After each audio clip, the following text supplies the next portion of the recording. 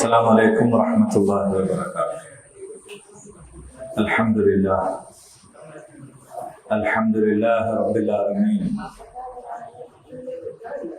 الصلاة والسلام على رسول الأمين وعلى آله وصحبه أجمعين. إن أريد إلا الإصلاح ما استطعت وما توفيقي إلا بالله عليه توكلت وإليه أنيب. رب اشرح لي صدري ويسر لي أمري واحلل عقدة من لساني يفقهوا قولي. പരിശുദ്ധ ഖുർആനിലെ സൂറ ആൽ ഇംറാൻ 110 പാരായണം ചെയ്തു. കുറച്ച് പറഞ്ഞു, പ്രധാനപ്പെട്ടതൊക്കെ പറഞ്ഞു. എന്നാലും കുറച്ചും കൂടിയൊക്കെ പറയാൻ ബാക്കിയാണ്.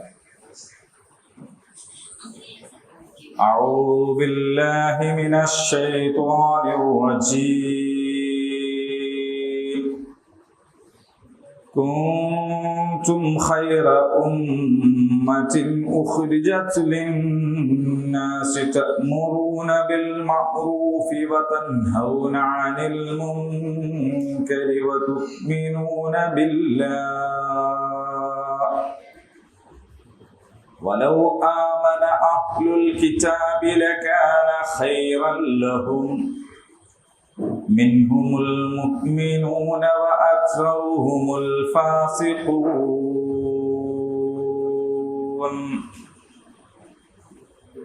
لن يضروكم إلا أذى وإن يقاتلوكم يولوكم الأدبار ثم لا ينصرون.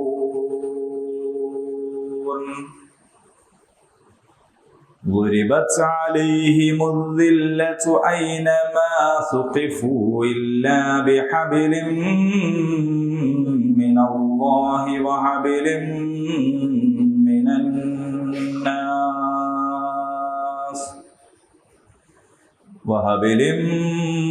الناس فباءوا بغضب من الله وضربت عليهم المسكنة ذلك بأنهم كانوا يكفرون بآيات الله ويقتلون الأنبياء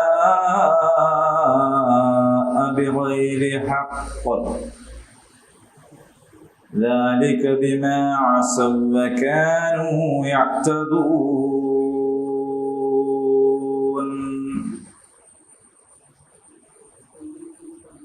ليسوا سواء من أهل الكتاب أمة قائمة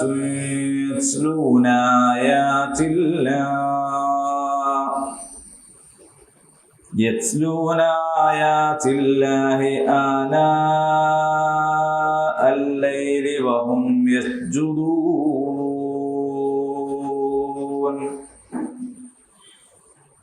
يؤمنون بالله واليوم الآخر ويأمرون بالمعروف وينهون عن المنكر ويسارعون في الخيرات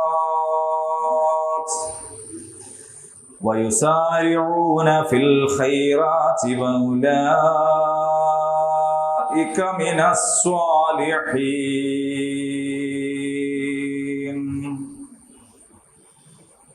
وما يفعلوا من خير فلن يكفروا والله عليم بالمتقين.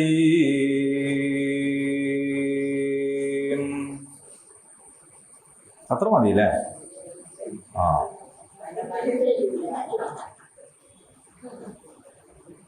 നിങ്ങൾ മുമ്പത്തെ പോലെ അല്ല, ഇപ്പൊ കൂടുതൽ പഠിച്ചതുകൊണ്ടേ കുറെ അധികം എടുത്താലും പ്രശ്നമല്ല. അത് നിങ്ങൾക്ക് ഫോളോ ചെയ്യാൻ പറ്റും എന്ന് മനസ്സിലാക്കുമ്പോൾ നമ്മൾക്ക് കൂടുതൽ എടുക്കുകയാണ്. പിന്നെ ആരോ ആലുംബ്രാൻ തീർന്നിട്ട് വരാമെന്നും പറഞ്ഞ് കാത്തിട്ടുണ്ട് എന്നും കേൾക്കണം. അപ്പൊ അങ്ങനെയാണെങ്കിൽ അവരും വന്നോട്ടെ ക്ലാസ്സിലേക്ക്.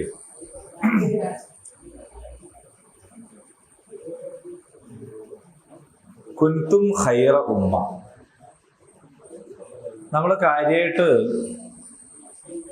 കഴിഞ്ഞ ക്ലാസ്സിൽ പറഞ്ഞ ഒരു പോയിന്റ് ഉണ്ട്. ഇതിന്റെ വാക്കർത്ഥം എല്ലാവർക്കും അറിയാം. അല്ലെങ്കിൽ നമ്മളെ ക്ലാസ്സിൽ വാക്കർത്ഥത്തിനല്ല നമ്മൾ പ്രാധാന്യം കൊടുക്കുന്നത്. കാരണം വാക്കർത്ഥം എല്ലാവരുടെയും വിരൽത്തുമ്പിൽ ലഭ്യമാണ്. മുമ്പത്തെ പോലെ അല്ലല്ലോ. എല്ലാവരുടെ കയ്യിലും മൊബൈലുണ്ട്, അതിൽ ഖുർആൻ ആപ്പ് ഉണ്ടാവും. നോക്കിയാൽ വാക്കർത്ഥം വേഗം കിട്ടും. പിന്നെ പരിഭാഷകൾ വീട്ടിലുണ്ടാവും. അതൊക്കെ വാക്കർത്ഥം കിട്ടാൻ എളുപ്പമാണ്. അപ്പൊ അതുകൊണ്ട് നമ്മളും വാക്കർത്ഥം തന്നെ പറയുകയാണെങ്കിൽ നമ്മളെ സമയം നന്നായി ഉപയോഗപ്പെടില്ല. അപ്പൊ അതുകൊണ്ടാണ് നമ്മളെ ക്ലാസ്സിൽ കൂടുതൽ ഊന്നൽ വരികൾക്കിടയിലൂടെ പോകുന്നത്. അതുകൊണ്ടാണ് അതങ്ങനെ എപ്പോഴും കിട്ടിക്കൊള്ളണമെന്നല്ല. അപ്പൊ അതുകൊണ്ട് നിങ്ങൾ നന്നായി ശ്രദ്ധിക്കണം, എന്നാലാണ് ഇതൊക്കെ നടക്കുള്ളൂ. നമ്മൾ കാര്യമായിട്ട് പറഞ്ഞൊരു പോയിന്റ് ഉണ്ടായിരുന്നു. എന്തായിരുന്നു അത്? ജനങ്ങൾക്ക് വേണ്ടിയിട്ട് എന്നതൊരു പോയിന്റാണ്. കുൻതും ഖൈറ ഉമ്മ എന്ന് പറഞ്ഞിരുന്നു.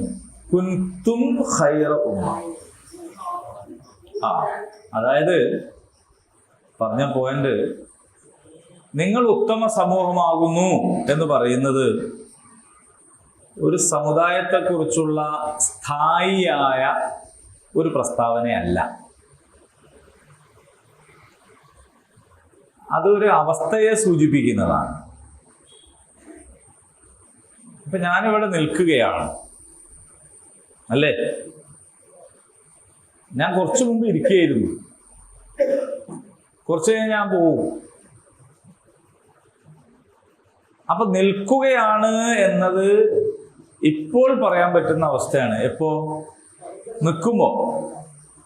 അപ്പൊ ഞാൻ നിൽക്കുകയായതിനാലാണ് ഞാൻ നിൽക്കുക എന്ന് പറയുന്നത്. നിങ്ങൾ ഇരിക്കുകയാണ് എന്ന് പറയുന്നത് ഇപ്പോഴത്തെ ഒരവസ്ഥയാണ്.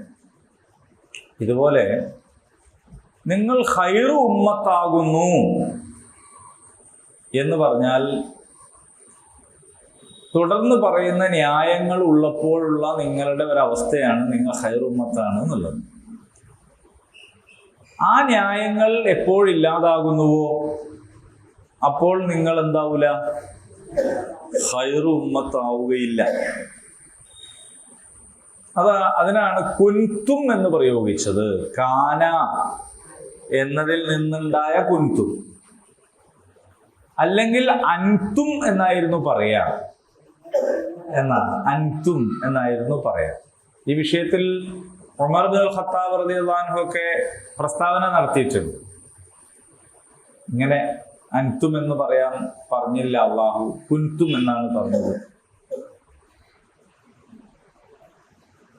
അപ്പൊ ഈ നമ്മൾ അൽ ബഖറ പഠിച്ചു, ആലുംറാൻ എത്രത്തോളം പഠിച്ചു. അപ്പൊ അൽ ബഖറയിലും ആലുംറാനിലും ഒക്കെ അല്ലാഹു തആല പേർത്തും പറയുന്നത് എന്ന് പറഞ്ഞാൽ നമുക്ക് മനസ്സിലാവൂലേ? അത് നിങ്ങൾ സാമുദായികമായ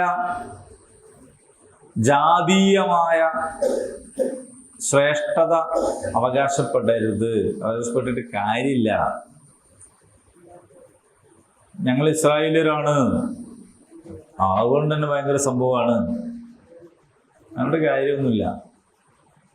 തിരിച്ചും നിങ്ങൾ ഇസ്രായേലിയരാണ് അതുകൊണ്ട് കുഴപ്പമാണ് എന്നുമില്ല.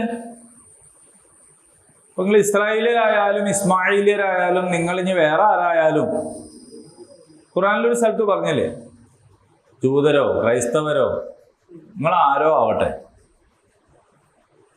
അള്ളാഹുവിലും അന്ത്യദിനത്തിലും വിശ്വസിക്കുകയും, അപ്പൊ നിങ്ങൾ വിജയിക്കാൻ വേണ്ട ഇന്ന ഉപാധികൾ പാലിച്ചാൽ, നമ്മളെ നാട്ടിലെ ഭാഷയെ പറഞ്ഞാൽ നിങ്ങൾ തീയരോ നായരോ ക്രിസ്ത്യാനികളോ മാപ്പിളാരോ നിങ്ങൾ ആരായാലും അല്ലാഹു തആല പറഞ്ഞിട്ടുള്ള ഈ ഉപാധികൾ നിങ്ങൾ പാലിച്ചാൽ, നിങ്ങളുടെ വാപ്പാന്റെ പേരോ ഉമ്മാന്റെ പേരോ ഒന്നും അല്ല വിഷയം, നിങ്ങളുടെ പേരും അല്ല വിഷയം. പിന്നെന്താണ്? നിങ്ങളുടെ വിശ്വാസവും അമലുമാണ്. ഇതാണ് ഖുർആന്റെ ഏറ്റവും വലിയ പാഠം. എന്നിട്ട് അഖുർആനും വെച്ചിട്ട് നമ്മൾ പിന്നെയും നമ്മളെ കൂട്ടത്തിലും മുന്തിയോലും താണോലും ഉണ്ട് എന്ന് പറയാന്ന് പറയുന്നത് ഖുർആനിനോട് ചെയ്യുന്ന ഒരു അപരാധമാണ്. അപ്പോൾ നിങ്ങൾ ഖൈർ ഉമ്മത്താകണം എങ്കിൽ, കഴിഞ്ഞ ആഴ്ച നമ്മൾ വിശദീകരിച്ചത് ഉഖ്രിജത് ലിന്നാസ്, നിങ്ങൾ ജനങ്ങൾക്ക് വേണ്ടിയാകണം. മനസ്സിലായില്ലേ? ജനങ്ങൾക്ക് വേണ്ടിയാകണം. നമ്മൾ പറയാറില്ലേ, ഭൂമിയിലെ ഉപ്പാണ് ഇവരെന്ന് പറയും. ഭൂമിയിലെ ഉപ്പയാണെന്നല്ല, ഉപ്പ് എന്ന് പറഞ്ഞാൽ ഒരാളാണ്. അപ്പോ ജനങ്ങൾക്ക് വേണ്ടിയാവുക എന്നതാണ് നമ്മുടെ നിയോഗ ലക്ഷ്യത്തിൽ ഏറ്റവും പ്രധാനം. ഖുർആനിനെ പറഞ്ഞത് ഹുദൻ ലിന്നാസ് എന്നാണ്. ഖുർആൻ നബിനെ കുറിച്ച് പറഞ്ഞതും ജനങ്ങൾക്ക് വേണ്ടി എന്നാണ്. ഖുർആൻ അള്ളാഹിനെ കുറിച്ച് പറഞ്ഞത് എന്താണെന്ന് വെച്ചാൽ റബ്ബിന്നാസ്, മലിക്കിന്നാസ്, ഇലാഹിന്നാസ് ഒക്കെ ജനങ്ങളുടെ റബ്ബ്, ജനങ്ങളുടെ രാജാവ്, ജനങ്ങളുടെ ഇലാഹ്, ഇങ്ങനെയാണ്. ഖുർആൻ ഈ സമുദായത്തെ കുറിച്ച് പറഞ്ഞത് ഉഖ്രിജത് ലിന്നാസ് എന്നാണ്, ജനങ്ങൾക്ക്. അപ്പൊ എല്ലാം ജനങ്ങൾക്ക് വേണ്ടിയിട്ടാണ്. ജനങ്ങൾ എന്നുള്ള പറയുന്നതിൽ എന്തെല്ലാം പെടും? എല്ലാ വിഭാഗം മനുഷ്യരും ഉൾപ്പെടുന്നതാണ്. അതാണ് സംഭവം. അപ്പൊ നിങ്ങൾ ജനങ്ങൾക്ക് വേണ്ടി നിലകൊള്ളുക. അങ്ങനെയാണെങ്കിൽ നിങ്ങൾ ഖൈർ ഉമ്മത്താണ്. അപ്പൊ ആ സംഗതി ഒഴിവായാലോ ഇങ്ങനെ അതില് ഉണ്ടാവും. പിന്നെ വേണ്ടത് നന്മ കൽപ്പിക്കുക, തിന്മ വിരോധിക്കുക എന്നതാണ്. അവിടെ കുടുംബം, പിന്നെ ജാതി, നമ്മളെ നാട്, ഇങ്ങനത്തെ യാതൊന്നും ഉണ്ടാവാൻ പാടില്ല. നന്മയായിരിക്കണം. നന്മ കൽപ്പിക്കുക, തിന്മ വിരോധിക്കുക. പിന്നെ എന്താണ് യോഗ്യത? വതുഅ്മിനൂന ബില്ലാഹ്, അല്ലാഹുവിൽ വിശ്വസിക്കുക. അപ്പൊ അത് അവസാനം പറഞ്ഞത്, അത് അവസാനം മതി എന്നുള്ളതുകൊണ്ടല്ല, യഥാർത്ഥത്തിൽ ഇവിടെ പറയേണ്ടതെന്നില്ല അത്. കാരണം മുഅ്മിനീങ്ങളെ കുറിച്ചാണ് പറയുന്നത്. പക്ഷെ എന്നാലും ഇതിന്റെ ഒരു പിൻബലത്തോടു കൂടി അല്ലാതെ അങ്ങനെ തെറ്റിദ്ധരിച്ചു പോരുതല്ലോ. ജനങ്ങൾക്ക് വേണ്ടി അഹോരാത്രം പരിശ്രമിക്കുന്നു. അഹോരാത്രം എന്ന് പറഞ്ഞാൽ രാവും പകലും എന്ന് അർത്ഥമുള്ളൂ. പരിശ്രമിക്കുന്നു, അതുകൊണ്ട് ഞാൻ മെച്ചപ്പെട്ട, അങ്ങനെ ഇല്ല. ഈമാനിന്റെ പിൻബലം ഉണ്ടെങ്കിലേ നിങ്ങൾ ജനങ്ങൾക്ക് വേണ്ടി ആയിട്ട് കാര്യമുള്ളൂ. ഈമാനിന്റെ പിൻബലം ഉണ്ടെങ്കിലേ നന്മ കൽപ്പിക്കുക, തിന്മ വിരോധിക്കുക എന്നതുകൊണ്ട് അർത്ഥമുള്ളൂ. ഒരാൾ ഈമാനിന്റെ പിൻബലമില്ലാതെ ഞാൻ ജനങ്ങൾക്ക് വേണ്ടി നിലകൊള്ളുന്നു എന്നൊന്നും പറഞ്ഞിട്ട് കാര്യമില്ല. ഖൈർ ഉമ്മത്താവൂല, വേറെന്തോ ഉമ്മത്താണ് ആവുക. ഉമ്മത്തും കായ എന്ന് പറഞ്ഞൊരു കായല്ലേ. പറയുമ്പോ അതിൻ്റെ അകത്ത് ഉമ്മത്തുണ്ട്, പക്ഷെ ആ കായ അതാ പറഞ്ഞത്. അപ്പൊ അങ്ങനെ ആയിട്ട് കാര്യമില്ല. ചിലപ്പോഴൊക്കെ അങ്ങനെ ആയി പോകണ്ടോ സംശയിക്കുക ചില കളിയാണ്.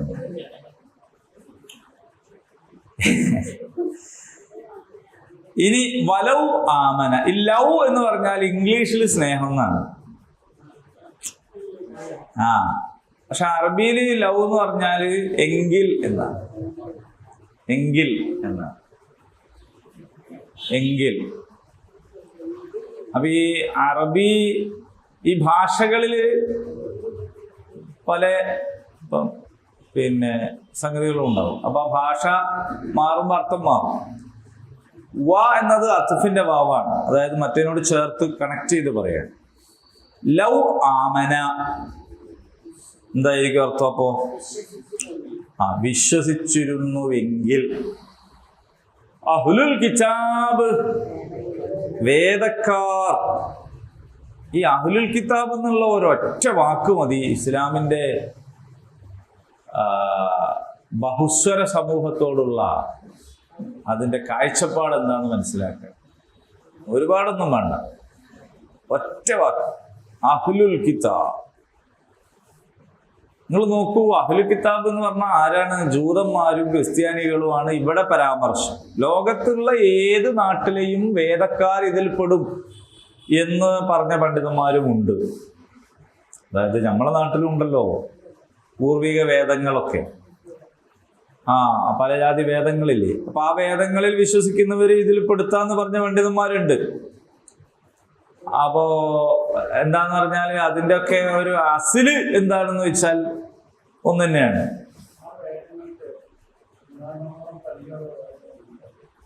അല്ല, ഖുർആാനോളന്നല്ല, ഓരോ ഖുർആാനിനെ പോലെ എന്താ പറയാ സർവകാലത്തേക്കുമുള്ളൊരു കിതാബ് അള്ളാഹ് തന്നെ ഇറക്കിയിട്ടില്ലല്ലോ.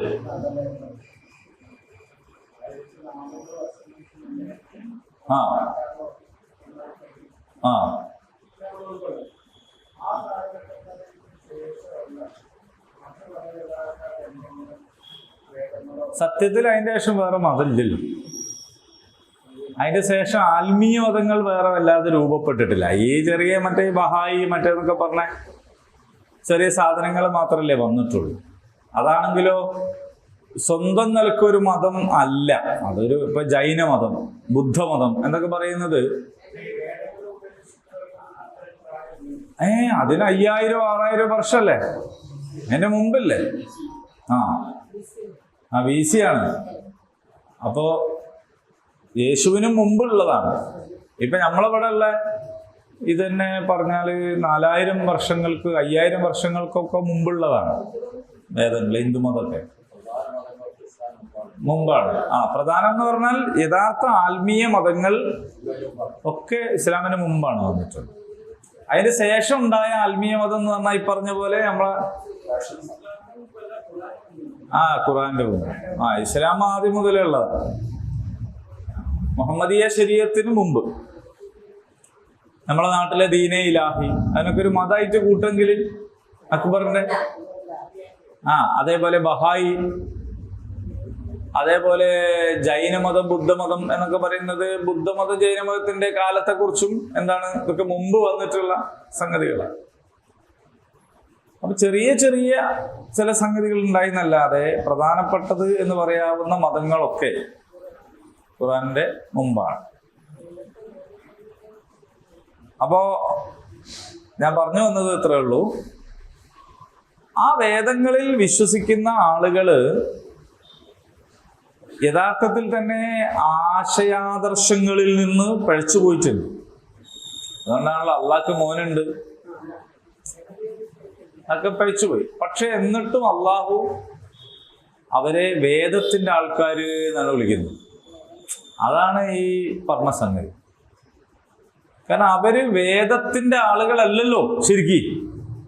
ഒരർത്ഥത്തിൽ നമ്മൾ ചിന്തിച്ചാല് വേദത്തിന്റെ ആളുകളാണെങ്കിൽ അവര് ഏകദൈവത്വത്തിൽ ഉണ്ടാവണ്ടേ.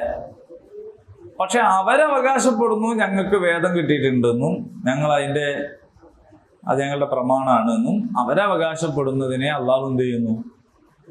അംഗീകരിച്ചു. ഓക്കെ, പ്രിയപ്പെട്ട വിദ്യാർത്ഥികളെ, എന്ന് ചോദിക്കുമ്പം പഠിക്കലും ഇഷ്ടം തന്നെ അല്ലാത്ത വ്യക്തിനും ഉണ്ടാവും അവിടെ ഇരിക്കുന്നു. ഓനൊരു വിദ്യ അർത്ഥിക്കണില്ല, പുരന്ന് സൂര്യക്കേടാക്കിയിട്ട് മാത്രം വന്നതാണ്. ഓൻ എപ്പം ബെല്ലടിച്ച് പോകാൻ പറഞ്ഞാലും അൽഹംദുലില്ലാ വളരെ സന്തോഷമായിരിക്കും. പക്ഷെ മാഷ് ക്ലാസ്സിൽ വന്നിട്ട് വിദ്യാർത്ഥികളെ, പ്രിയപ്പെട്ട വിദ്യാർത്ഥികളെ എന്നാണ്, അപ്പൊ ഇന്ന അതിൽ പെടുത്തണം കേട്ടോ എന്നൊരാൾ പറയില്ലല്ലോ. അപ്പോ മൊത്തത്തിലുള്ളൊരവസ്ഥ എന്താണെന്ന് വെച്ചാൽ വിദ്യ ആവശ്യപ്പെട്ട് വരുന്ന ആളുകളാണെന്നത് അംഗീകരിച്ചുകൊണ്ടാണ് ഒരു അധ്യാപകൻ സംസാരിക്കുന്നത്. അപ്പൊ പ്രബോധിതരോട് വളരെ മാന്യമായും ഇഷ്ടത്തോടു കൂടിയും സംസാരിക്കുക എന്ന് പറയുന്നതാണ് പ്രവാചകന്മാർ പഠിപ്പിച്ചത്. നൂഹ് നബി മോനെ വിളിക്കുമ്പോ യാ ബുനയ്യ, കുഞ്ഞിമോനെ, പൊന്നാര മോനെ എന്ന് വിളിക്കുമ്പോ അതിന് വേറൊരു ട്രോളല്ല, അത് പുതിയ കാലത്ത് അത് ട്രോളാണ്. അതായത് ഞാന് വാപ്പ നിങ്ങൾക്ക് എന്തിന്റെ ചൂടാണ്, ഈ പൊരിഞ്ഞ വെയിലത്ത് കപ്പലുണ്ടാക്കി കുത്തിരിക്കുകയാണ്. എന്നിട്ട് ഇപ്പൊ ഒരു മഴ പെയ്തപ്പോഴേക്ക് നിങ്ങൾ വിചാരിക്കും എവിടെ നോയിച്ച് വെള്ളം വരും. എന്നിട്ട് കപ്പലിൽ കയറാൻ പറയാണ്. ഞാൻ ആ മലിന്റെ മുകളിലിടം പോയി എന്ന് പറഞ്ഞപ്പോ അവിടെ മൊത്തം വെള്ളം ആയാൽ തന്നെ അവിടേക്കും വെള്ളം വന്നാൽ ഞാൻ ആ മരത്തിന്റെ ഉള്ളിൽ കയറിക്കോളൂ. നിങ്ങള് വെറുതെ എന്ന് പറയണ മോനെയാണ് നബി വിളിക്കണത്. നമ്മളാണെങ്കിൽ ഏതെങ്കിലും മോനെ നമ്മൾ വിളിക്കും, അതിനപ്പുറത്തൊരു മൃഗത്തിന്റെ പേരും ഉണ്ടാവുന്നുണ്ട്. പക്ഷെ നബി വളരെ മനോഹരമായി. ഇബ്രാഹിം നബി വാപ്പാനെ യാബത്തി, എന്റെ പൊന്നുപ്പച്ചേന്നാണ് വിളിക്കുന്നത്. അത് വല്ലാത്തൊരു വിളിയാണ്. അമ്പിളി ആവർത്തിച്ച് വിളിച്ചിട്ടും വാപ്പ പറയണ എന്താ അറിയോ, ഞാൻ എന്നെ എറിഞ്ഞു കൊല്ലും എന്നാണ്. അപ്പൊ എറിഞ്ഞു കൊല്ലും എന്ന് പറഞ്ഞപ്പോഴും ഇബ്രാഹിം നബി പറയണ എന്താ പറയുക, ഞാൻ നിങ്ങൾക്ക് വേണ്ടിയിട്ട് അള്ളാഹിനോട് പാപമോചനത്തിന് വേണ്ടി പ്രാർത്ഥിക്കാം എന്നാണ്. അപ്പോ പ്രബോധിതരായ ആളുകളോട് നമ്മൾ അനുവർത്തിക്കേണ്ടുന്ന രീതി ഓലിങ്ങോട്ട് എന്തെങ്കിലുമൊക്കെ വിളിച്ചറിയും, അതേമാതിരി 4 വർത്താനം അങ്ങോട്ടും പറയാനല്ല. ഓൽക്ക് അതൊക്കെ പറയാം, കാരണം ഓല് ദലാലത്തിലാണല്ലോ ഉള്ളത്. നമ്മൾ അങ്ങോട്ട് ചെയ്യേണ്ടത് എന്താന്ന് വെച്ചാൽ വളരെ മാന്യമായി മാത്രം പറയാനുള്ള. ഒരാൾ വെള്ളത്തിൽ വീണിട്ട് മുങ്ങാണെങ്കിൽ പിടിക്കാൻ പോയാലും പോലെ നമ്മളെ പിടിച്ച് താത്തു. അത് ശരി, ഓനെ രക്ഷപ്പെടുത്താൻ പോയപ്പോ എന്നെ പിടിച്ച് താത്തുക, എന്നാ പിന്നെ ഓൻ മുങ്ങട്ടെ എന്ന് വിചാരിക്കണ ഒരുത്തന് രക്ഷാപ്രവർത്തകനാവാൻ കഴിയില്ല. അപ്പൊ പോണ ആൾ എന്ത് ചെയ്യണം, അതൊക്കെ മനസ്സിലാക്കി ഓൻ പിടിച്ച് താത്തല്ല, ഓൻ സത്യത്തിൽ എന്താ ചെയ്യുന്നതെന്നറിയോ, ഓന് ശ്വാസം കിട്ടാൻ വേണ്ടിയിട്ട് ഒരു കച്ചിത്തിരുമ്പ് എന്നുള്ളൊരു പ്രയോഗം അതിൽ നിന്നാണല്ലോ ഉണ്ടായത്. ഒരു ചെറിയ പുൽനാമ്പ് കിട്ടിയാൽ പോലും അതിൻ്റെ ഉള്ളിൽ പിടിക്കുന്നതാണ്. അപ്പൊ നമ്മളെ മുഴുവനോടെ മുന്നിൽ കണ്ടപ്പോ ഓൻ നമ്മളെ കഴുത്തിന് പിടിച്ചിട്ട് ഓൻ പൊന്തുകയാണ്, കാരണം ഓന് ശ്വാസം കിട്ടാൻ വേണ്ടിയിട്ടാണ്. അപ്പോൾ നമ്മൾ ചെയ്യേണ്ടത് കഴുത്ത് വെച്ച് കൊടുക്കാണ്ടിരിക്കുക എന്നുള്ളതാണ്. എന്നിട്ട് ഓനെ ബാക്ക് കൂടി പോയിട്ട് പിടിക്കുക.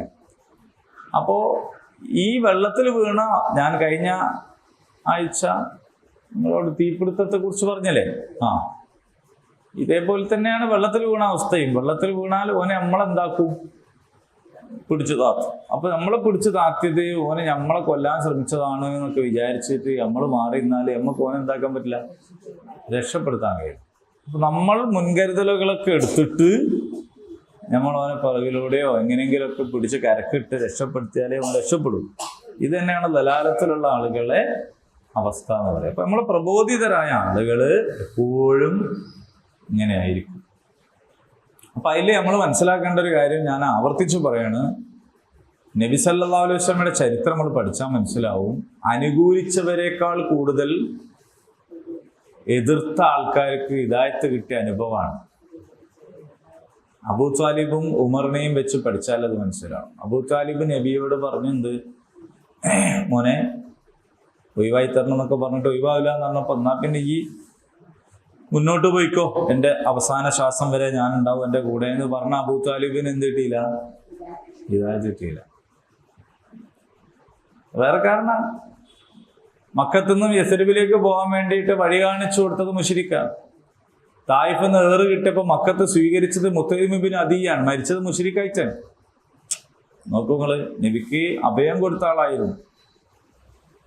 പക്ഷെ ആരടാ നമ്മളെ ദീനിനെ തള്ളിപ്പറയുന്നത് എന്ന് ചോദിച്ചിട്ട് വാളൂരി കൊല്ലാൻ വന്ന ആളാണ് ഉമർ. മനസ്സിലായി, ഉമറിനെതായ തെറ്റ്. ഉഹുദ് യുദ്ധത്തിൽ നബിക്ക് പരിക്ക് പറ്റി. വളരെ പ്രധാനപ്പെട്ട നബിയുടെ ഏറ്റവും ഉറ്റവരായ പല ആൾക്കാരും കൊല്ലപ്പെട്ടതാണ് ഉഹുദ് യുദ്ധം. അതിനൊക്കെ കാരണമായത് ഖാലിദ് ബിൻ വലീദ് റളിയല്ലാഹു അൻഹു ആണ്. പക്ഷെ നമ്മൾ റളിയല്ലാഹു അൻഹു എന്നാണല്ലോ പറയുന്നത്. എന്ന് പറഞ്ഞാൽ അദ്ദേഹത്തിന് എന്തായി, ഹിദായത്ത്. അപ്പൊ നമ്മളിങ്ങനെ നോക്കുമ്പോ നമ്മളെ ചുറ്റുപാടുകളിലുള്ള ആളുകളിൽ നമുക്ക് ഖാലിദിനെയും ഉമറിനെയും ഒക്കെ കാണാൻ കഴിയാന്നുള്ളതാണ് പ്രധാനം. രണ്ടാലൊരു ഉമറിനെ കൊണ്ട് ദീനിനെ ശക്തിപ്പെടുത്തണമെന്ന് റസൂലുള്ള പ്രാർത്ഥിക്കുമ്പോ ആരാ രണ്ടാലൊരു ഉമർ? ഉമർ എന്ന് പറഞ്ഞാൽ നമുക്ക് വേഗം തിരിയൂല. അതേസമയത്ത് അബൂജഹൽ എന്ന് പറഞ്ഞാൽ നമുക്ക് മനസ്സിലാവും എത്ര കടുപ്പാണ്. ഈ അബൂജഹലിനെയും ഉമറിനെയും രണ്ടാളെയും കൂടി കൂട്ടി, അറബിയിൽ അങ്ങനെ ഒരു പ്രയോഗമുണ്ട്, സൂര്യനെയും ചന്ദ്രനെയും കൂടി കൂട്ടി ഷംസൈൻ എന്ന് പറയും, അങ്ങനെയൊക്കെ പറയുന്ന പ്രയോഗം. ഉമ്മനെയും ബാപ്പനെയും കൂട്ടിയിട്ട് വാലിദൈൻ എന്ന് പറയും. ഇതൊരു ശൈലി. അതേപോലെ ഉമർ റളിയല്ലാഹു അൻഹുവിനെയും അബൂജഹലിനെയും കൂടി കൂട്ടിയിട്ട് രണ്ടാലൊരു ഉമറിനെ കൊണ്ട് എന്ന് പറയുകയാണെങ്കിൽ ഉമർ അപ്പം എങ്ങനെയായിരിക്കും? അബൂജഹലും ഉമർ ഒരേപോലെയുള്ളൊരു സമയത്ത് അത് പറയുന്നു.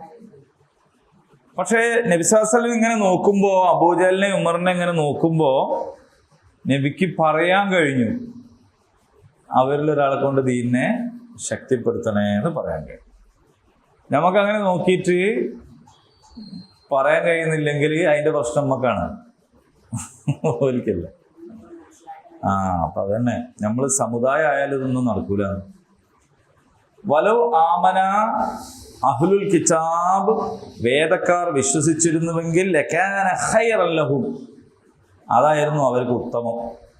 മിൻഹുമുൽ മുഅ്മിനൂന വഅക്സറുഹുമുൽ ഫാസിഖൂൻ, എന്നാൽ അവരിൽ വിശ്വാസികൾ ഉണ്ട്, അധിക പേരും അധർമ്മകാരികളാണ്. അവരിൽ വിശ്വാസികൾ ഉണ്ട് എന്ന് പറഞ്ഞാൽ അതിൻ്റെ അർത്ഥം ആ വേദങ്ങളൊക്കെ മനസ്സിലാക്കിയിട്ട് വിശ്വസിക്കുന്ന ആൾക്കാരും അവരുണ്ട്. അവരെല്ലാവരെയും മോശമാക്കിയിട്ട് പറയുന്നില്ല. അങ്ങനെ വന്ന വളരെ പ്രധാനപ്പെട്ട ചില ആൾക്കാരുണ്ടായിരുന്നു. അതിൽപ്പെട്ട ഒരാളാണ് അബ്ദുല്ലാഹി ഇബ്നു സലാം എന്ന് പറയുന്നത്. അദ്ദേഹം ഇസ്ലാമിലേക്ക് കടന്നു വന്ന വളരെ പ്രസിദ്ധനായിരുന്ന ഒരു വേദവിശ്വാസിയായിരുന്നു. അദ്ദേഹമായിട്ട് ബന്ധമുണ്ട് ഈ ആയത്തുകൾക്ക്. ല യളുറൂക്കും, അവർ നിങ്ങളെ ദ്രോഹിക്കുകയില്ല. ഈ ആയത്ത് പറയുമ്പോൾ അവർ ഈ അബ്ദുല്ലാഹി ഇബ്നു സലാം ഉൾപ്പെടെയുള്ളവരെ ദ്രോഹിക്കുകയായിരുന്നു. അപ്പോഴാണ് അള്ളാഹു പറയണത് അവർ നിങ്ങളെ ദ്രോഹിക്കുകയില്ല. ഇല്ല അതൻ, ചില ശല്യങ്ങളൊക്കെ ഉണ്ടാക്കുക എന്നതല്ലാതെ. വഇയുഖാതിലൂക്കും, അവർ നിങ്ങളോട് യുദ്ധം ചെയ്യുകയാണെങ്കിൽ യുവല്ലൂക്കും, അവർ നിങ്ങളിൽ നിന്ന് പിന്തിരിഞ്ഞു പോകും. അല്ലദ്ബാർ, പിന്നിലേക്ക്. സുമ്മ, പിന്നെ ലാ യുൻസറൂൻ, അവർ ആരാലും സഹായിക്കപ്പെടുകയില്ല. ഇപ്പൊ ബനു ഖുറൈള, ബനുൽ മുസ്തലിഖ് എന്നൊക്കെ പറഞ്ഞാൽ ചരിത്രത്തിൽ നമുക്ക് കാണാൻ പറ്റുന്ന ചില സംഗതികളുണ്ട്. ഇപ്പൊ മദീനയിലെ ജൂത സമൂഹം ഇസ്ലാമിനോടും മുസ്ലിങ്ങളോടും യുദ്ധത്തിന് ഇറങ്ങി പുറപ്പെട്ടപ്പോഴൊക്കെ സംഭവിച്ചത് ഒരു ബഹുദൂരം പിന്നിലേക്ക് പോവാന്നുള്ളതാണ്. അവർ ജയിച്ചിട്ടില്ല, അവർക്ക് ആരടുത്തൊന്നും സഹായവും കിട്ടിയിട്ടില്ല. അപ്പൊ അവര് പരാജയപ്പെട്ടു പോകുന്നതാണ്.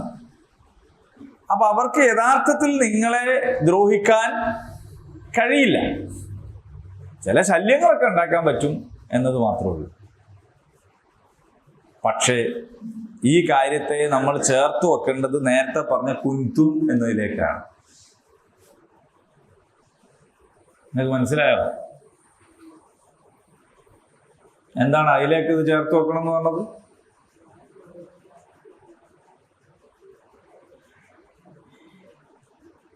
ഈ പറഞ്ഞ കാര്യങ്ങളൊക്കെ ശരിയാവണമെങ്കിൽ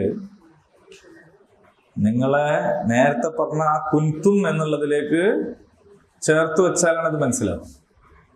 എന്താണ്? ആരെങ്കിലും ഒന്ന് പറയും. നിങ്ങള് ഖൈറു ഉമ്മത്താണെങ്കിലാണ് ഈ പറഞ്ഞത്.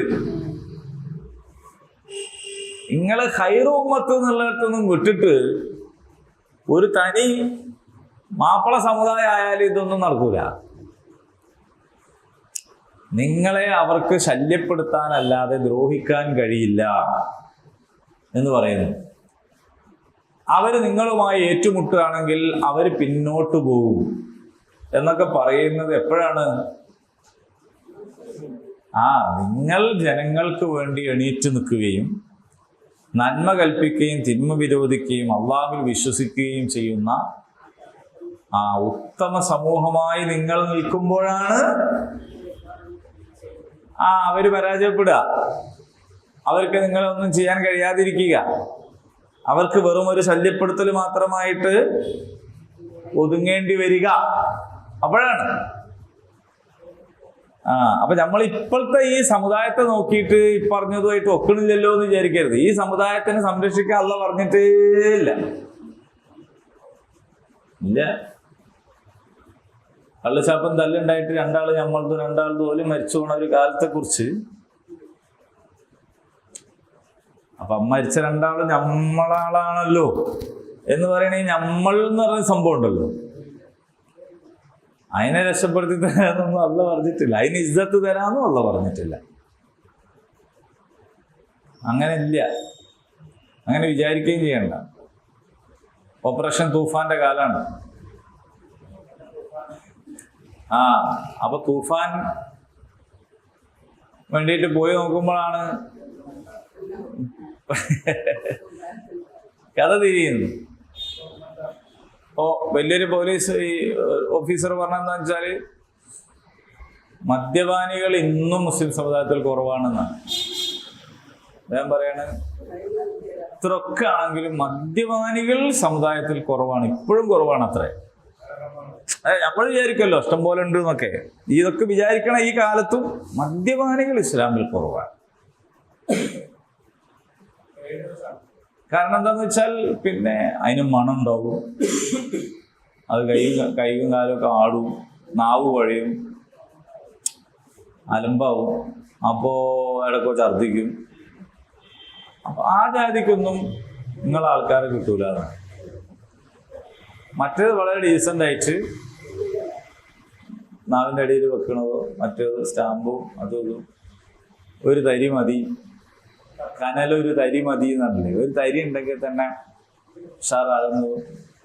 ഇത് കൂടുതൽ നിങ്ങളെ കൂടുതലാണ് എന്ന് പറഞ്ഞാൽ അതിൻ്റെ അർത്ഥം എന്താണെന്ന് വെച്ചാൽ, നമ്മളൊരു സമാജമുണ്ടല്ലോ, നമുക്ക് മഹല്ലെന്നോ സമുദായെന്നോ ഒക്കെ പറയുന്നൊരു സാധനം ഉണ്ടല്ലോ. ഇതിൻ്റെ അകത്ത് പെട്ടെന്ന് പിടികൂടാൻ കഴിയാത്ത സാധനമാണ് ഈ പുതിയ സാധനമൊക്കെ. മറ്റേത് വേഗം പിടുത്തം കിട്ടും. ഒരു മോൻ കുടിച്ചു വന്നിട്ടാണെങ്കിൽ പോലെ വന്നാൽ തന്നെ ആദ്യത്തെ ദിവസം തന്നെ തിരിയൂ കുടിച്ചു. മറ്റേ സാധനമായിട്ട് പുരയിൽ വന്നാൽ തിരിയൂല, ആണിനെയും തിരിയൂല പെണ്ണിനെയും തിരിയൂല. ഇങ്ങനെ ഒരു പ്രശ്നമാണ്. ഇങ്ങനെ എല്ലാ തരത്തിലുള്ള വേണ്ടാധീനങ്ങളും വന്നു പെട്ടുപോയ ഒരു സമുദായത്തെ, ആ സമുദായത്തിന്റെ മുമ്പിൽ മുസ്ലിം എന്നുണ്ട് എന്നതുകൊണ്ട് അങ്ങനെയില്ല. അപ്പോ നിങ്ങള് യഥാർത്ഥത്തിൽ നിങ്ങൾക്കൊരു ദ്രോഹം വരുത്താനൊന്നും ആർക്കും കഴിയൂലെന്നും, നിങ്ങളോട് യുദ്ധത്തിൽ ഏർപ്പെടുകയാണെങ്കിൽ അവർ പിന്തിരിഞ്ഞു പോകേണ്ടി വരുമെന്നും അവർക്ക് പിന്നെ ഒരു സഹായം കിട്ടൂലെന്നും മാത്രമല്ല, ദുരിബത്ത് അലൈഹിമുൽ ദില്ല, അവരുടെ മേൽ അപമാനം, നിന്ദ്യത മുദ്ര വെക്കപ്പെട്ടിരിക്കുന്നു. ഐനമാ സുഖിഫു, അവർ എവിടെ കാണപ്പെട്ടാലും ഇല്ലാ ബിഹബ്ലിൻ മിനല്ലാഹ്, അല്ലാഹുവിൽ നിന്നുള്ള സഹായം എന്തെങ്കിലും ഉണ്ടെങ്കിലല്ലാതെ, വഹബ്ലിൻ മിനന്നാസ്, ഇനി അല്ലെങ്കിൽ ജനങ്ങൾ അവരെ എങ്ങനെയെങ്കിലും സപ്പോർട്ട് ചെയ്യുന്നുണ്ടെങ്കിൽ അല്ലാതെ അവർക്ക് നേരെ നിൽക്കാൻ കഴിയില്ല. അവർ വിധേയരായിരിക്കുന്നു എന്തുകൊണ്ടാന്ന് വെച്ചാൽ അള്ളാഹുവിൽ നിന്നുള്ള കോപത്തിന് അവർ വിധേയരായിരിക്കുന്നു. അലൈഹിമുൽ മസ്കന, അവരുടെ മേൽ ഹീനത്വം അടിച്ചേൽപ്പിക്കപ്പെട്ടിരിക്കുന്നു. അവർ ഇസ്രായേലിയരായതുകൊണ്ടാണ് നിങ്ങൾ വിചാരിക്കരുത്. അവര് നിന്ദ്യരായതും ഹീനത്വം അടിച്ചേൽപ്പിക്കപ്പെട്ടതും അവര് കളങ്കിതരായതും അപമാനിതരായതും എന്തുകൊണ്ടാണ്?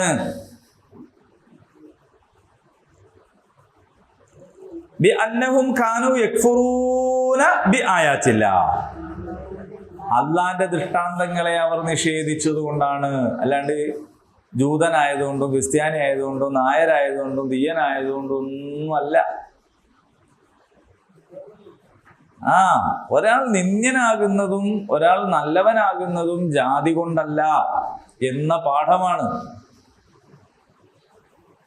പഠിപ്പിക്കുന്നത്. അവിടെ നമ്മളാൾക്കാരാണ്, ഓലാൾക്കാരാണ്, അങ്ങനെയില്ല.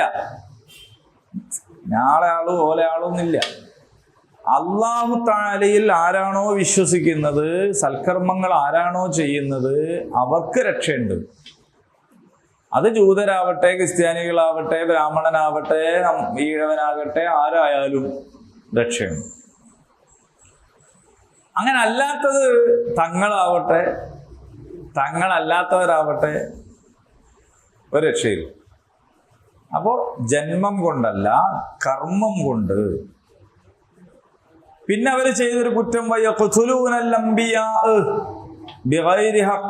ഒരു ന്യായവുമില്ലാതെ അവർ നബിമാരെ കൊന്നുകളഞ്ഞിട്ടുണ്ട്.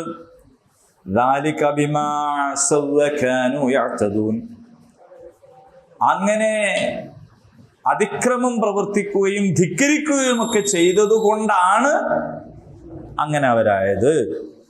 ലൈസൂ, ലൈസാനല്ല, ലൈസൂ അവരല്ല, സദാഅൻ സമം, മിൻ അഹ്ലിൽ കിതാബി വേദക്കാരിൽ എല്ലാ വേദക്കാരും ഒരുപോലല്ല കേട്ടോ,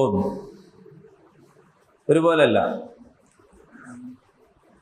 ഉമ്മത്തുൻ ഒരു സമൂഹം, ഖായിമത്തുൻ നേർക്ക് നേരെ നിൽക്കുന്ന, യത്ലൂന അവർ പാരായണം ചെയ്യുന്നു, ആയാത്തില്ല അള്ളാഹുവിന്റെ വചനങ്ങളെ, ആനാ അല്ലയിൽ രാത്രി വേളകളിൽ അവർ ഖുർആൻ പാരായണം ചെയ്യുന്നു എന്ന് പറഞ്ഞാൽ നിസ്കരിക്കുന്നു.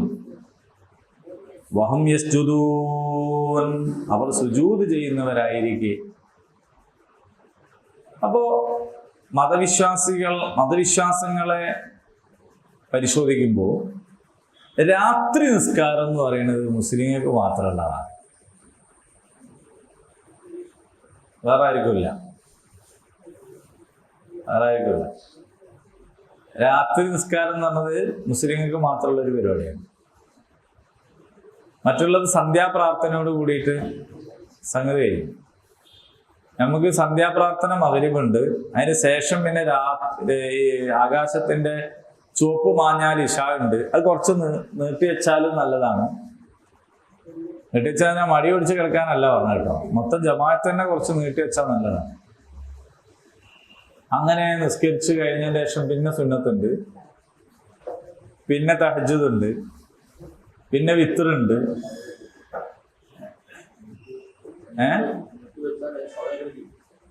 അതായത് പിന്നെ ഉടനെ ചെയ്യേണ്ടിയില്ല എന്നർത്ഥം. ഇശാസ്കാരൻ നബി സ്വല്ലല്ലാഹു അലൈഹി വസല്ലം ഒരിക്കൽ വൈകി നിസ്കരിച്ചു. അപ്പോ രാത്രി കാലങ്ങളിലെ നിസ്കാരം, പ്രാർത്ഥന എന്ന് പറയുന്നത് ഈ സമുദായത്തിന്റെ മാത്രം ഒരു പ്രത്യേകത. അപ്പൊ വേദക്കാരിൽ അതുണ്ട് എന്നാണ് പറയുന്നത്. വേദക്കാരിൽ അതുണ്ട് എന്ന് പറഞ്ഞാൽ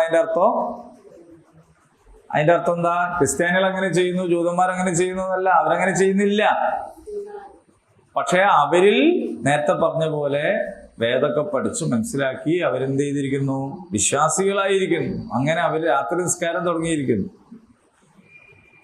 എന്ന് പറഞ്ഞാൽ രാത്രി നിസ്കാരം എന്ന് പറയുന്നത് മുസ്ലിം ഉമ്മത്തിന്റെ പ്രത്യേകതയാണ്. യുക്മിനൂന ബില്ലാഹ്, അവർ അല്ലാഹുവിൽ വിശ്വസിക്കുന്നു, വൽ യൗമിൽ ആഖിർ അന്ത്യദിനത്തിൽ വിശ്വസിക്കുന്നു. പിന്നെയും പറയാണ് വയഅ്മുറൂന ബിൽ മഅറൂഫ്, നന്മ കൽപ്പിക്കുന്നു, വയൻഹൗന അനിൽ മുൻകർ, തിന്മ വിലക്കുന്നു, വയുസാരിഊന ഫിൽ ഖൈറാത്ത്, നന്മകളിൽ മുന്നേറുന്നു, വഉലൈക മിനസ് സ്വാലിഹീൻ, അവർ സജ്ജനങ്ങളിൽപ്പെട്ടവരാകുന്നു. അജൽ എന്ന് പറയുന്നത് ധൃതി, അൽ അജലതു മിനശ് ശൈത്താൻ, ധൃതിപ്പെടൽ പൈശാചികമാണ്. പക്ഷേ ഇവിടെ പറയുന്ന ധൃതി അതല്ല. ഇവിടെ യസാരിഊന എന്ന് പറഞ്ഞാൽ അവർ ധൃതിപ്പെടുന്നു. ഈ ധൃതി ഏതാന്ന് ചോദിച്ചാൽ നന്മ ചെയ്യാനുള്ള ആവേശത്തിലുള്ള ധൃതിപ്പെടലാണ്.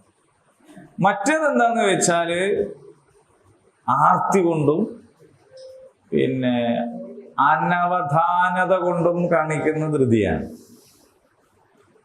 ഇത് അവധാനത ഇല്ലാത്തത് കൊണ്ടല്ല, ഇത് നന്മ ചെയ്യാനുള്ള ആവേശമാണ്. നല്ലത് വിചാരിച്ചാൽ വേഗം ചെയ്യണം എന്നാണ്. നല്ലത് പിന്നത്തേക്ക് വെക്കരുത്. പിന്നെ നമ്മളെ കയ്യിലല്ല, നല്ലത് പിന്നത്തേക്ക് വെക്കരുത്. നാളെ ആക്കാം, മറ്റന്നാളാക്കാം, അടുത്ത നോമ്പാട്ടെ, അങ്ങനെ വിചാരിക്കരുത്. അങ്ങ് ചെയ്താളെ അങ്ങനെ കാത്തിക്കുന്നത് വേഗം ചെയ്യാം. നല്ല എന്ത് വിചാരിച്ചാലും വേഗം ചെയ്യാം. ചീത്ത വിചാരിച്ചു പോയിക്കെങ്കിൽ തന്നെ പരമാവധി പിന്നത്തേക്കാക്കുക, എന്നിട്ട് അതങ്ങ് മുടങ്ങിപ്പോയിക്കോട്ടെ. എന്തെങ്കിലും ഒരു ചീത്ത വിചാരിക്കണ്ട. പക്ഷെ നല്ലത് അങ്ങനെയല്ല, നല്ലത് വേഗം ചെയ്യാം. പോലെ നമ്മളെ വീട്ടിലേക്കൊന്ന് വിളിക്കണം, കുറച്ച് ഭക്ഷണമൊക്കെ കൊടുക്കണം വിചാരിച്ചാൽ നാളെ തന്നെ വിളിച്ചേക്ക്. വെറുതെ പിന്നെ വിചാരിച്ചിട്ട് കാര്യം. എല്ലാം നല്ല കാര്യമാണ്, പെട്ടെന്ന് ചെയ്യും. നന്മകളൊക്കെ വേഗം ചെയ്യാന്ന്. പിന്നത്തേക്കോ കല്യാണം കഴിക്കുന്ന കുട്ടികളോടൊക്കെ പറഞ്ഞു കൊടുക്കണം, കല്യാണം കഴിക്കലൊരു നന്മയാണെങ്കിലല്ലേ നിങ്ങൾ ചെയ്യേണ്ടി ഉള്ളൂ. അങ്ങനെ വേഗം ചെയ്താളെ. പിന്നെ എന്ന് വിചാരിക്കും. ഞാൻ നിക്കാഹ് കഴിഞ്ഞാൽ ചാൻസ് കിട്ടിയാൽ പിയാപ്പളോട് നല്ല ചവിട്ട് പറയലുണ്ട്, കുട്ടികൾ പിന്നാക്കാൻ വിചാരിക്കേണ്ട കേട്ടോ. കാരണം നിങ്ങൾ വിചാരിക്കുമ്പോൾ സ്വിച്ച് ഇടുമ്പോൾ ഓണാവുക, സ്വിച്ച് ഇടുമ്പോൾ ഓഫാകുന്ന പരിപാടിയല്ലത്. ആദ്യം പിന്നാക്കാൻ വിചാരിക്കും, പിന്നീട് ഒരു വന്നിട്ട് നമ്മളോട് തന്നെ പറയും ഉണ്ടാകണില്ല, ഞങ്ങൾ തോർക്കണേ. പല അനുഭവം ഉണ്ട്, അതുകൊണ്ടാണ്. അപ്പൊ അതുകൊണ്ട് പിന്നാക്കണ്ട. അപ്പൊ അവൾ പഠിക്കാൻ പോകണം, അതൊന്നും ഉച്ചല്ലേനോ കെട്ടുമ്പോ പഠിക്കാൻ പോയാലും പഠിച്ചോട്ടെ. അപ്പൊ നല്ല കാര്യങ്ങൾ പിന്നത്തേക്ക് വെക്കരുത്, അത് വേഗം ചെയ്യണം. ഏത് നല്ല കാര്യവും അങ്ങനെ. അപ്പൊ മുഅ്മിനീങ്ങളുടെ ഒരു സ്വഭാവം യുസാരിഊന ഫിൽ ഖൈറാത്ത്, അവർ നന്മയിൽ മുന്നേറുന്നവരാണ്. എല്ലാ വക്തും ജമാഅത്തായിട്ട് നിസ്കരിക്കണം, നാളെ മുതൽ തുടങ്ങാം എന്ന് വിചാരിക്കരുത്. ഇന്ന് ലോറ് മുതൽ അസറിനാണെങ്കിൽ ഇന്ന് അസർ മുതൽ, നാളെ സുബഹി മുതൽ എന്ന് പറഞ്ഞാൽ അത് തുടങ്ങൂലെന്ന്. എത്ര ആൾക്കാരാന്നറിയോ നിസ്കാരം തുടങ്ങാൻ കാത്തിക്കുന്നത്. ഒരു വിചാരിക്കണേനെ നാളെ തുടങ്ങാൻ. നാളെ തന്നൊരു സംഭവം ഉണ്ടോ? ഇന്നിപ്പോ ഞായറാഴ്ച, ഇന്ന് പറയുമ്പോ നാളെ എന്ന് പറഞ്ഞാൽ തിങ്കളാഴ്ച, തിങ്കളാഴ്ച ആയി വെക്കാൻ നാളെ എന്ന് പറഞ്ഞാൽ എന്നാ ചൊവ്വാഴ്ച. അപ്പൊ നാളെ ആവോ? ആവൂല. ഓക്കെ. ويسارعون في الخيرات وأولئك من الصالحين.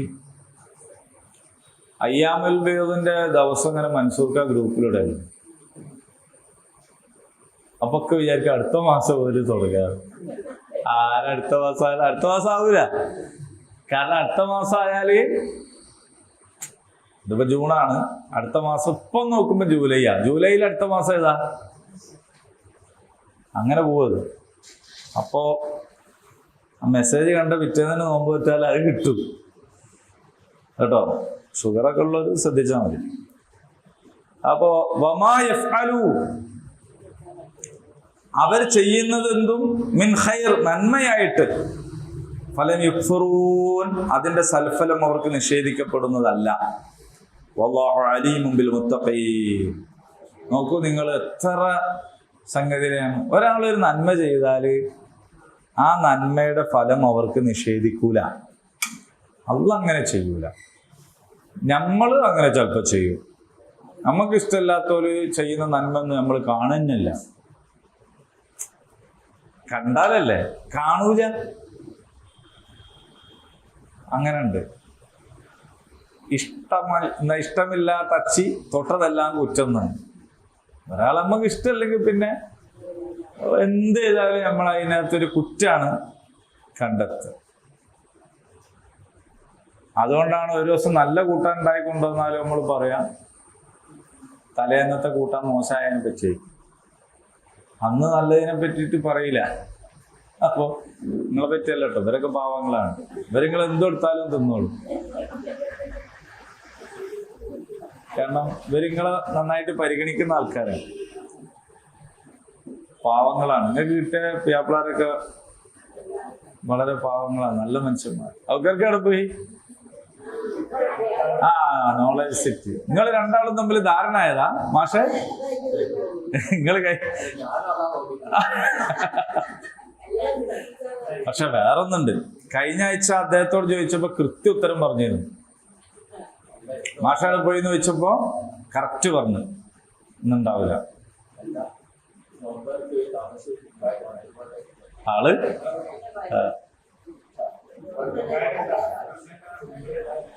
ഓക്കെ.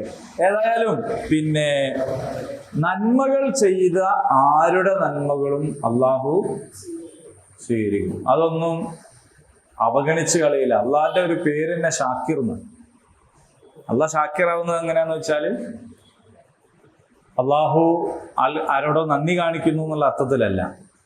മനുഷ്യന്മാരെ പേരിൽ ഷാക്കിർ വന്നാല് അള്ളാഹിനോട് നന്ദി കാണിക്കുന്ന ആളെന്ന് അർത്ഥം. പക്ഷെ അള്ളാഹിന്റെ പേരിൽ ഷാക്കിർ വന്നാല് അള്ളാഹു കർമ്മങ്ങളെ പരിഗണിക്കുന്നു എന്നാണ് അർത്ഥം. പരിഗണിക്കും. പുതിയ പാരന്റിങ് ക്ലാസ്സിലൊക്കെ ഇതൊക്കെ ഒരു വിഷയമാണ്. നിങ്ങൾ പരിഗണിക്കണം, അതൊക്കെ നമുക്ക് പഠിപ്പിച്ചു തരാണ്. ഇത് റസൂൽ ആദ്യമേ പഠിപ്പിച്ചാണ്, അള്ളാന്റെ സ്വഭാവമായിട്ട് അള്ളാഹ് പറഞ്ഞതാണ്. അപ്പൊ ഒരു കാര്യം ചെയ്താൽ ആ നന്മ, ഇപ്പൊ നബി തന്നെ നിങ്ങൾ നോക്കൂ, ഒരു നായ്ക്ക് വെള്ളം കൊടുത്തപ്പോ സ്വർഗത്തിലാണ്. നമ്മളാണെങ്കിൽ എന്താ നോക്കുക, ഓള ഇങ്ങനെയാണ് അതാണ് ഇതാണെന്നാ നോക്കുക അല്ലേ. 4 ഓള തട്ടം ലേശം കയറിപ്പോയിക്കണം, അതുകൊണ്ട് എന്ന് പറയാം. പക്ഷെ അപ്പൊ അത് വേറെ പറഞ്ഞിട്ടുണ്ട്, കണിഷ്ഠത പാലിക്കണം, സൂക്ഷ്മത പാലിക്കണം, വളരെയധികം ശ്രദ്ധിക്കണം എന്നൊക്കെ. പക്ഷേ നന്മ ചെയ്യുമ്പോ അതാ പറയാ നല്ലതാണ്, ഉഷാറാണ്. അങ്ങനെയാണ് നമ്മളെ ശൈത്താൻ പഠിപ്പിക്കുക. എന്താന്ന് വെച്ചാല് ഒന്നും കാണാണ്ട് പോലെ ചെയ്യണ്ടാവൂല. അതാണ് ഏത് ഒരു നല്ലതാണെന്ന് കണ്ടാൽ തന്നെ നമ്മളെന്താ പറയാന്ന് വെച്ചാ ഓനെ കൊടുത്ത് എന്തെങ്കിലും ഒരു എന്തോ ഒരു ദുരുദ്ദേശം അതിന്റെ മുന്നിലുണ്ടാവും. അങ്ങനെ പറയരുത്. നല്ലത് കണ്ടാൽ ഉടനെ എന്ത് ചെയ്യണം, നല്ലത് തന്നെ അംഗീകരിക്കുക, ഉഷാറാണ്, തർക്കടില്ല എന്ന് പറയണം.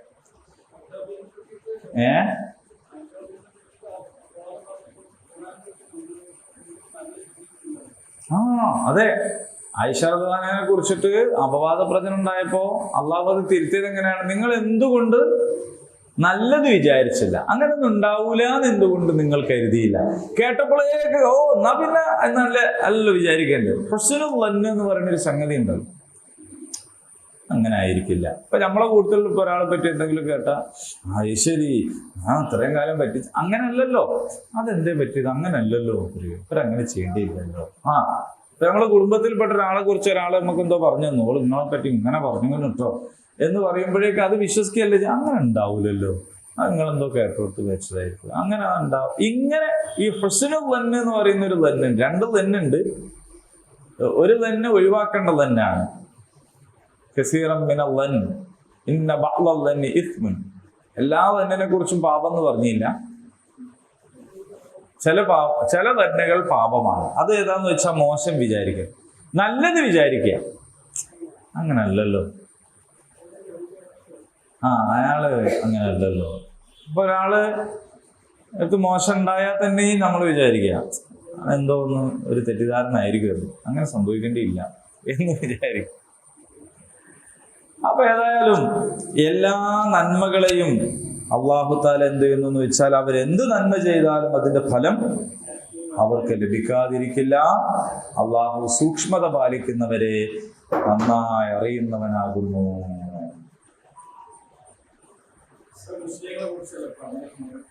ആര് പറഞ്ഞത്?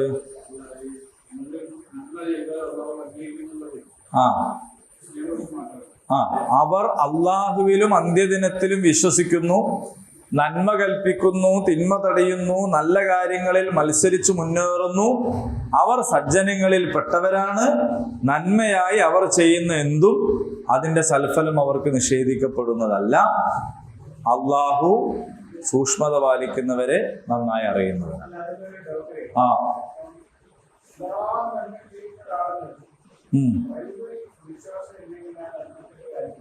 എല്ലാ നന്മയും ചെയ്യുന്നില്ലല്ലോ അയാള്. അല്ലാന്ന് അയാളത് നന്മയല്ലല്ലോ, ഉപകാരം എന്നാണെങ്കിലും ഓക്കെ, നന്മയല്ല. ഒരു സാധനം നന്മയാകുന്നത് എപ്പോഴാണ്? അതാണ് നമ്മൾ മനസ്സിലാക്കുന്നത്. ഒരു കാര്യം നന്മയാകുന്നത് എപ്പോഴാണ്? എന്താ മൽക? നന്മയും തിന്മയുണ്ട്. ഈ നന്മ, ഒരു സാധനം നന്മയാകുന്നു, വേറൊരു സാധനം തിന്മയാകുന്നു, അതെപ്പോഴാണ്?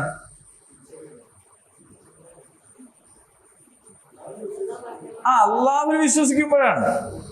അള്ളാഹുവിൽ വിശ്വസിക്കാത്ത ഒരാളെ സംബന്ധിച്ചിടത്തോളം അയാളൊരു ഉപകാരം ചെയ്യുന്നു.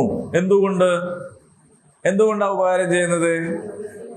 അയാൾക്ക് ആ ചെയ്യപ്പെടുന്ന ആളിൽ നിന്ന് എന്തോ കിട്ടണം, അല്ലെ വേറെ ആരിൽ നിന്നോ എന്തോ കിട്ടണം, അല്ലെങ്കിൽ അയാളുടെ മനസ്സിനൊരു സംതൃപ്തി, ഒരു സാറ്റിസ്ഫാക്ഷനെങ്കിലും ഉണ്ടാവണം. അതിന്റെ പ്രേരണ അതാണ്. ഇന്ന് അയാൾക്ക് നല്ലതാണ് എന്ന് തോന്നുന്നത് നാളെ തോന്നിക്കൊള്ളണമെന്നില്ല. വിശ്വാസിയെ സംബന്ധിച്ച് അങ്ങനല്ല. വിശ്വാസിക്ക് ഒരു സംഗതി നല്ലതാണ് എന്ന് ആര് പറഞ്ഞു കൊടുക്കൂ? അള്ളാഹ് പറഞ്ഞു. ചീത്തയാണ് അള്ളാഹ് പറഞ്ഞു. അപ്പോ ഒരാൾക്ക് ഭക്ഷണം കൊടുക്കുന്നു. എന്തിനു കൊടുക്കുന്നു? അള്ളാഹുവിന്റെ രൂപ ഉദ്ദേശിച്ചു. ഭക്ഷണം വാങ്ങിയവന് ഭയങ്കര മോശമായിട്ടാ പെരുമാറി, വിശ്വാസിക്കാകൊണ്ട് ഒരു പ്രശ്നമില്ല. ലാ നുരീദു മിൻകും ജസാഅൻ വലാ ശുക്കൂറ. നിങ്ങളൊന്നും നന്ദി ആദ്യം തന്നെ നമ്മൾ പ്രതീക്ഷിച്ചിട്ടില്ല. മറ്റേ ആളോ, അയാൾക്കാകെ ബേജാറായി, ടെൻഷനായി, ഞാൻ എന്തിനാ ഇപ്പൊ ഇങ്ങനെ ചെയ്ത്, ഞാൻ ഇത്രയും കാലം കഷ്ടപ്പെട്ട് വെറുതെ ആയാലോ എന്ന് അയാൾ സ്വന്തം ടെൻഷൻ അടിക്കും. ചിലപ്പോ കൊടുക്കൽ നിർത്തും, ചിലപ്പോ വേറെ ആളോട് പറയും കൊടുക്കണ്ട അറിയും. മുഅ്മിനിനെ സംബന്ധിച്ചിടത്തോളം അത് കഴിഞ്ഞ് നന്മയാണ്. ഇപ്പോ നന്മ തിന്മ എന്ന് പറയുന്നത് ഈ ചോദ്യം എപ്പോഴും ഉണ്ടാകുന്നതാണ്. നമ്മളെ ചരിത്രത്തിൽ കഴിഞ്ഞു പോയ പല മഹത്തുക്കളെയും സംബന്ധിച്ച് അവരൊക്കെ ഒരുപാട് നന്മ ചെയ്തിട്ട് ഒളിക്ക് സ്വർഗം കിട്ടില്ല എന്നാ മോശമല്ലേ എന്ന്. മോശമല്ല, കാരണം ഓലെന്നെ ആഗ്രഹിച്ചില്ല സ്വർഗം. ആഗ്രഹിക്കാത്ത ഒരു സാധനം ഇല്ലാന്ന് ഓലെന്നെ വന്നൊരു സാധനത്തിൽ ഓലെ കൊണ്ട് ഇട്ടാലല്ലേ മോശം. ഓല് സ്വീപ്പാവൂലേ? അപ്പൊ യഥാർത്ഥത്തില് അതുണ്ട് ആഗ്രഹിച്ച് അതിനു വേണ്ടി ചെയ്യുന്നതും അതല്ലാതെ ചില ഉപകാരങ്ങൾ ആരെക്കൊടു. മദ്യത്തെ കുറിച്ച് ഇസ്ലാം ഖുർആൻ പറയേണ്ടത് അതിനോട് കുറഞ്ഞ ഉപകാരം ഉണ്ട് എന്നാണ്. ഖുർആൻ പറഞ്ഞല്ലേ.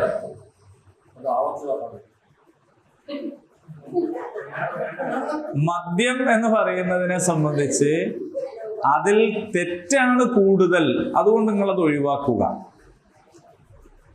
അതിൽ മനാഫിഉ ലിന്നാസ്, ജനങ്ങൾക്ക് ചെറിയ ചില ഉപകാരങ്ങളൊക്കെ ഉണ്ട്. അപ്പൊ ഈ ലേശമതി കുറച്ച് വെച്ചോളിയാണ്.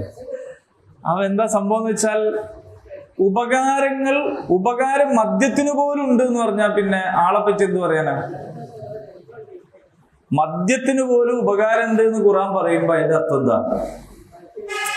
ഉപകാരമുണ്ട്, പക്ഷെ ഉപകാരമാണോ ഉപദ്രവമാണോ കൂടുതൽ? ഉപദ്രവം. അതുകൊണ്ട് നിങ്ങളത് ഒഴിവായിക്കാണും.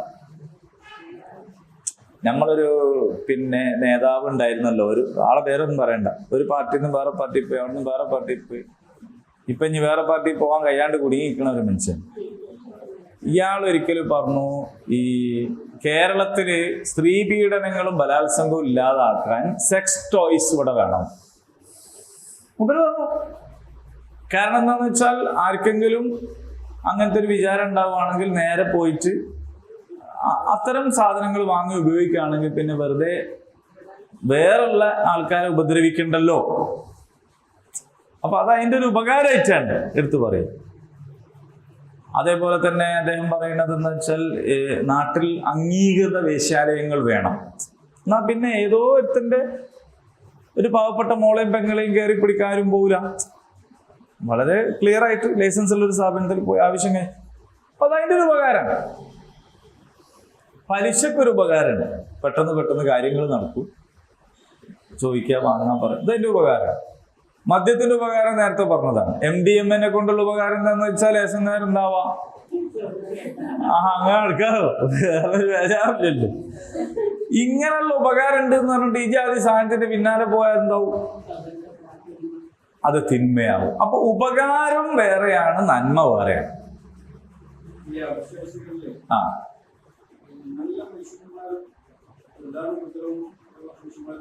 ഉണ്ട്. അതാ ഞാൻ പറഞ്ഞത്, അത് ഉപകാരവും ഉപദ്രവവുമാണ്, നന്മയും തിന്മയല്ല. ഇപ്പൊ ഞാൻ നിങ്ങൾക്ക് മനസ്സിലാവാൻ ഒറ്റ ഉദാഹരണം പറഞ്ഞത് എന്താന്ന് വെച്ചാല്, ഇപ്പൊ ഞാന് ഇപ്പൊ ഈ ഓപ്പൺ യൂണിവേഴ്സിറ്റി, ഓൺലൈൻ യൂണിവേഴ്സിറ്റിന്റെ ഒക്കെ ഒരു കാലമാണ്. നിങ്ങൾ സോഷ്യൽ മീഡിയ തുറന്നാലൊക്കെ കാണും. അപ്പൊ ഞാൻ ഡിഗ്രിക്ക് വേണ്ടിയിട്ട് അപ്ലൈ ചെയ്തു. ഏതൊരു യൂണിവേഴ്സിറ്റിയിൽ വിചാരിച്ചു. അപ്പൊ എനിക്ക് പഠിക്കാനുള്ള ടെക്സ്റ്റും സാധനങ്ങളൊക്കെ അയച്ചു. ഞാനത് പഠിച്ചിട്ട് ആളെ വെച്ചിട്ട് എൻ്റെ പണിക്കും എൻ്റെ ഓള് എന്ത് ചെയ്യുന്നു, ആ ടെക്സ്റ്റ് ബുക്കൊക്കെ വായിക്കുന്നു.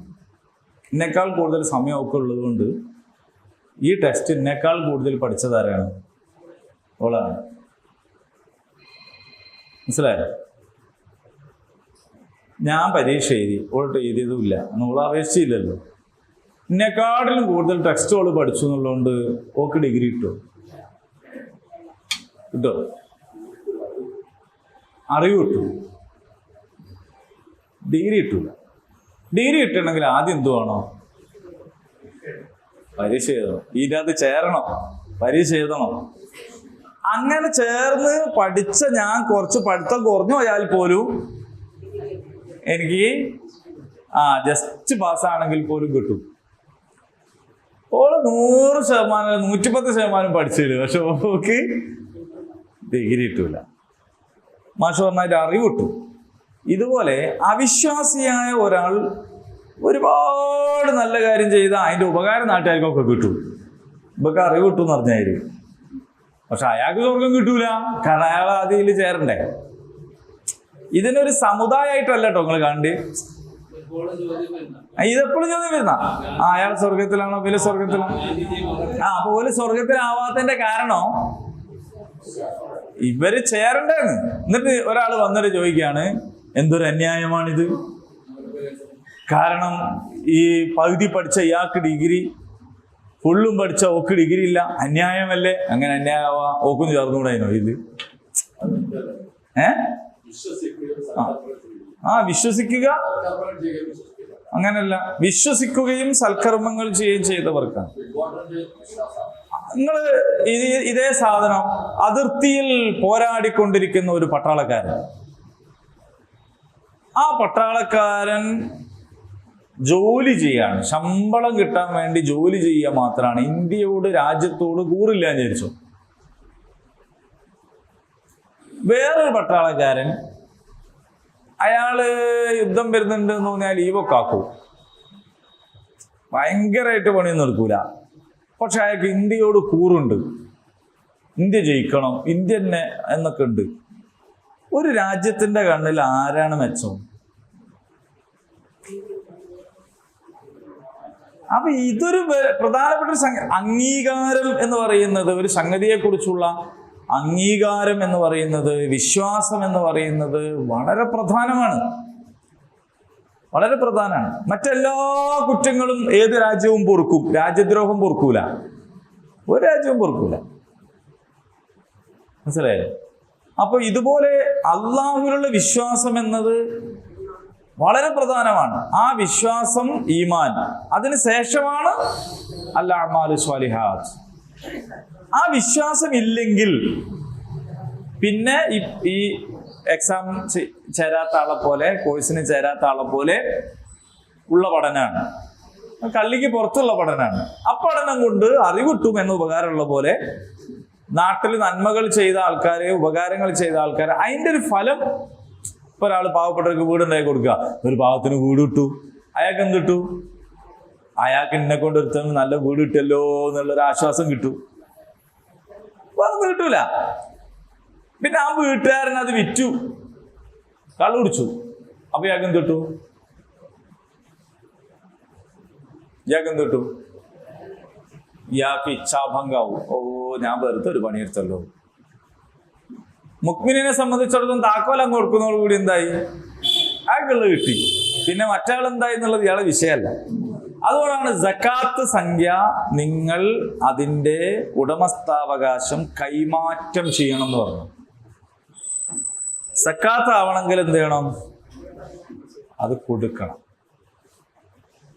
അത് അതിൻ്റെ മുകളിൽ പിന്നെ ഒരു പിടുത്തം ഇവിടെ ഉണ്ടെങ്കിൽ അത് സക്കാത്താവില്ല എന്ന് പറയും.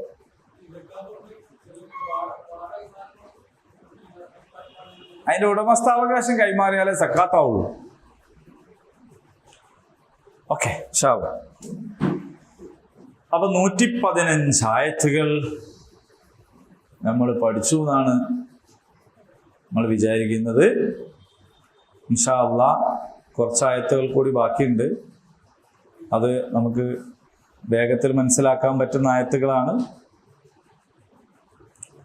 ഒരു കുറഞ്ഞ ആയത്തുകളും കൂടിയേ ഉള്ളൂ, നമുക്ക് വേഗെടുക്കാം. ഇൻഷാ അല്ലാഹ് അല്ലാഹു തആല അനുഗ്രഹിക്കുമാറാകട്ടെ. ഉപകാരപ്രദമായ വിജ്ഞാനം അല്ലാഹു വർദ്ധിപ്പിച്ചു തരുമാറാകട്ടെ.